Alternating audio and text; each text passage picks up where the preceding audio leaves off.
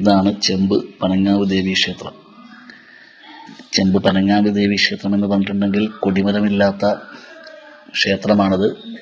ഇവിടെ കൊടി കയറുന്നത് പനയിലാണ്.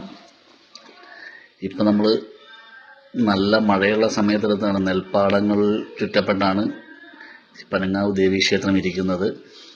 അഭിഷ്ട വരദായിനിയാണ് ദേവി. വടക്കോട്ട് ദർശനമായിട്ടാണ് ദേവിയുടെ ഇരിപ്പ്.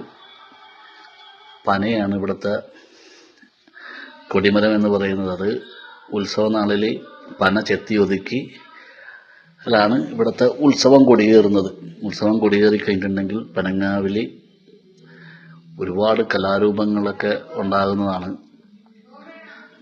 രാവിലെയൊക്കെ എന്ന് പറഞ്ഞാൽ പ്രഭാതത്തിൽ ഈ അമ്പലം കാണാൻ നല്ല ഭംഗിയാണ്. പാടത്താൽ ചുറ്റപ്പെട്ട് നിൽക്കുന്നത് കൊണ്ട് നമുക്ക് ഇവിടെ കാണാൻ പ്രത്യേക ഒരു വൈബാണ്.